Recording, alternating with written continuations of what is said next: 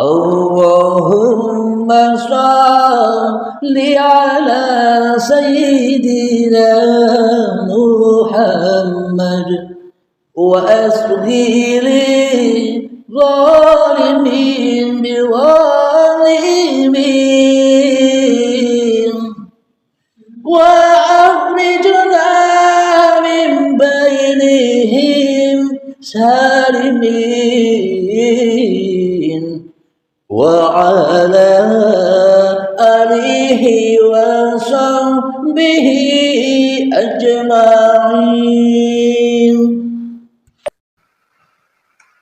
Contoh ilustrasinya, contoh logikanya begini. Selama ini yang wujud menjadi Tuhan di hati kita hanyalah diri kita sendiri. Yang tahu tentang diri kita adalah diri kita sendiri. Yang tahu apapun yang akan kita kerjakan, ya diri kita sendiri. Contoh, ketika kita mau atau ketika kita bangun tidur,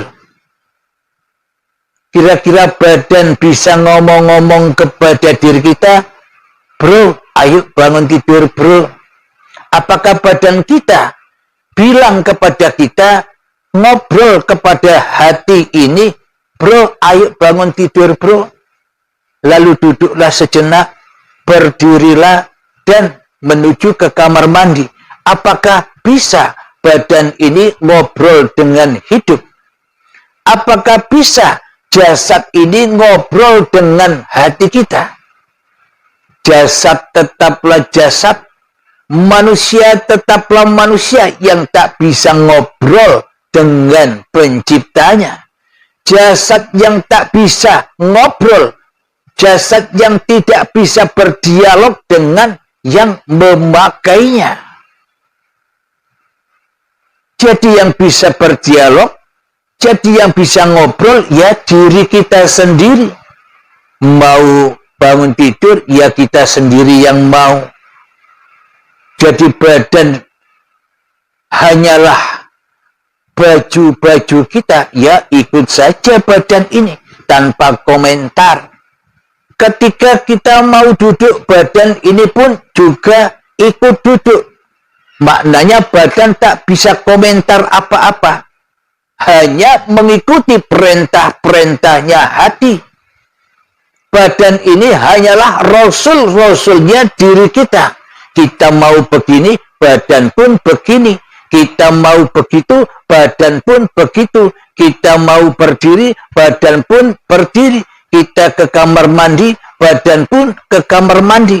Kita mau sholat, badan pun sholat. Kita berzikiran, badan pun berzikiran. Kita mau sarapan, badan pun yang bersarapan. Kita mau naik motor, badan pun naik motor. Jadi badan ini tak bisa komentar apa-apa, kecuali semua sudah dikuasai oleh yang menciptakan badan. Siapakah yang menciptakan badan? Selama ini kan kita manusia yang seolah-olah menjadi penciptanya badan-badan kita sendiri. Apa buktinya? Buktinya bahwa kita selama ini sebagai pencipta badan-badan kita sendiri, kita mengakui di dalam hati kita semua pergerakan, semua aktivitas, semua sholat yang kita kerjakan, semua zikiran yang kita lakukan, zuhud, khalwat, bekerja, ke ladang, ke pasar, semua itu kita akui sebagai kita pelakunya. Itulah bukti yang nyata bahwa kita selama ini tidak terasa memiliki badan sebagai ciptaan diri kita tanpa kita sadari. Itulah bukti bahwa kita selama ini tidak beriman kepada Allah sebagai ciptaan, tapi kita beriman kepada setan, kita beriman kepada iblis, kita beriman kepada hawa nafsu, bahwa diri kitalah yang lebih berkuasa atas hidup dan badan ini. Itulah tanda bahwa kita selama ini hanyalah berdialog dengan iblis dan setan di hati kita. Karena yang wujud bukan Allah, tapi diri kita sendiri yang wujud di hati kita selama ini. Alhamdulillahirabbil alamin. Mari kita buka di dalam Al-Qur'an.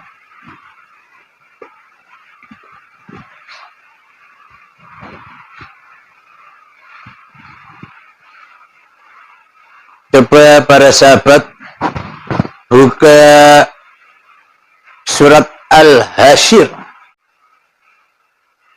ayat yang ke-18.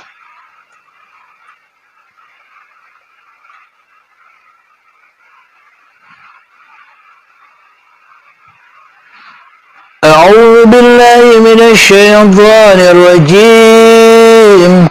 Bismillahirrahmanirrahim. Ya ayyuhalladzina amanu taqullaha wal tanzur nafsum ma qaddamat lighad. Wattaqullaha innallaha khabirum bima ta'malun. Yang artinya, wahai orang-orang yang beriman, bertakwalah kepada Allah dan hendaklah setiap orang memperhatikan apa yang telah diperbuatnya untuk hari esok, akhirat, dalam kurung akhirat. Dan bertakwalah kepada Allah. Sungguh Allah maha teliti terhadap apa yang kamu kerjakan. Sadaqallahul azim. Jadi Allah maha teliti dengan apa yang kita kerjakan. Coba kita hayati. Yang tahu di dalam hati kita, yang wujud itu manusianya, yang hidup itu manusianya, yang berkuasa itu manusianya, yang jadi Tuhan di dalam hati ini sebagai penguasa kehidupan hati ini kan kita yang tahu. Masing-masing diri kita lah yang tahu keadaan-keadaan hati kita. Dan tak pernah bisa kita berbohong dan tak pernah bisa kita berdusta dengan apa-apa yang sudah kita lakukan selama ini. Maka bertakwalah kepada Allah. Bagaimana caranya bertakwa? Ya kembalilah jadi makhluk, jangan jadi khalik. Bagaimanakah cara bertakwa kepada Allah? Ya jangan jadi pencipta, jadilah ciptaan. Kalau menjadi pencipta, seolah-olah kitalah yang menciptakan semua kegiatan-kegiatan kita sehari-hari. Akan tetapi bila kita bertakwa kepada Allah, kembalilah kita ke jati diri manusia kita yang hanyalah ciptaan. Bila kita ini hanyalah ciptaan, berarti kita tak bisa apa-apa. Bila kita sudah tak bisa apa-apa, bagaimana mungkin kita bisa berdialog langsung dengan Allah?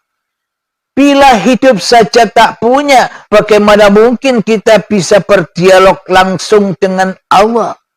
Bila kuasa saja tak punya, bagaimana mungkin kita bisa berdialog langsung dengan Allah? Bila kata-kata saja tak punya, bagaimana mungkin kita berkata-kata berdialog dengan Allah secara langsung? Jadi maknanya berdialog dengan Allah itu adalah seperti yang selama ini kita diberi contoh oleh Allah ketika Allah masih gaib di hati kita, yang ada kan diri kita sendiri. Itulah contohnya, contoh cara berdialog dengan Allah. Maknanya badan-badan ini kan tak bisa ngomong. Hanya hidup yang kita akui sebagai hidup kita inilah yang bisa ngomong, yang bisa mengendalikan, yang bisa menguasai apapun yang kita inginkan. Kita ingin bekerja, badan yang kita utus untuk bekerja. Kita ingin makan, badan kita utus untuk makan. Kita ingin sholat, badan kita utus untuk sholat secara syariat. Kita ingin jalan-jalan, badan kita utus untuk jalan-jalan. Inilah contoh bahwa badan ini tak pernah komen sedikit pun terhadap diri kita. Dan inilah contoh berdialog langsung dengan Allah. Maknanya contoh bahwa badan ini berdialog langsung dengan pemilik badan. Kita selama ini kan sebagai pemilik badan. Meskipun badan itu mati, meskipun badan itu tak bisa ngomong, tapi kitalah yang memerintahkan badan. Jadi kira-kira yang bisa duduk itu badan atau manusianya? Yang bisa berdiri itu badan atau hidup yang memerintahkan badan? Yang bisa sholat itu apakah badan sendiri ataukah hidup yang memerintahkan badan untuk sholat? Marilah kita pahami di sini. Jadi untuk berdialog dengan Allah itu, maka kembalikan hakikat diri sejatimu yang tak ada. Hakikat diri sejatimu yang tak wujud. Hakikat diri sejatimu yang tak hidup. Hakikat diri sejatimu yang tak berkuasa apa-apa, seperti sudah dicontohkan oleh orang termulia, yakni Kanjeng Nabi Muhammad sallallahu alaihi wasallam, suatu contoh untuk seluruh manusia. Contoh apanya? Contoh imannya. Contoh apanya? Contoh takwanya. Contoh apanya? Contoh akhlaknya kepada Tuhannya. Alhamdulillahirabbil alamin. Apa yang dicontohkan oleh Kanjeng Nabi Muhammad? Muhammad, bukan kamu yang bisa melempar, akulah yang melempar. Muhammad, bukan kamu yang bisa memanah, akulah yang memanah. Inilah contoh iman junjungan kita Nabi besar Muhammad sallallahu alaihi wasallam, dan inilah suatu bukti bahwa Nabi Muhammad telah berdialog dengan Allah secara langsung lewat af'al yang tidak diakui sebagai af'al manusianya. Inilah bukti bahwa Kanjeng Nabi Muhammad berdialog langsung dengan Allah, bahwa kewujudan Muhammadnya dikembalikan kepada kewujudan Tuhannya. Inilah bukti Nabi Muhammad berdialog dengan Allah, bahwa apapun kekuasaan yang ada pada Kanjeng Nabi Muhammad sudah direlakan, sudah diridhokan, dikembalikan total jenderal kepada Allah, sehingga Nabi Muhammad hanyalah menjadi Rasulullah, bukan menjadi Tuhan seperti diri kita selama ini. Inilah yang dimaksud berdialog dengan Allah. Ketika dirimu sudah tak ada lagi di hatimu, yang ada hanyalah Tuhanmu yang menciptakan kamu. Dialog itu adalah ketika dirimu sudah tak merasa wujud lagi di hatimu, kecuali wujud Tuhanmu di hatimu. Berdialog dengan Allah itu ketika dirimu sadar bahwa tak ada kehidupan di dalam hatimu, yang ada hanyalah kehidupan dan kekuasaan Allah saja di dalamnya. Maka bangun tidur, berdiri, berjalan, mandi, sholat, ibadah, bekerja, naik motor, naik mobil, makan, minum, dan seluruh kegiatan dari bangun tidur sampai tidur lagi sudah tak diakui lagi kuasa dan milik manusianya. Inilah yang dimaksud berdialog dengan Allah langsung, seperti dirimu berdialog dengan dirimu sendiri saat engkau belum mengenal Tuhan, siapa yang menciptakan dirimu. Alhamdulillahirabbil alamin. Semoga saya pribadi Dan semoga kita semua terpahamkan atas kajian dan pemaparan di pagi yang indah ini. Maka untuk mengaplikasikan berdialog dengan Allah ini, marilah kita tempuh latihan 5 menit di dalam lagu hening.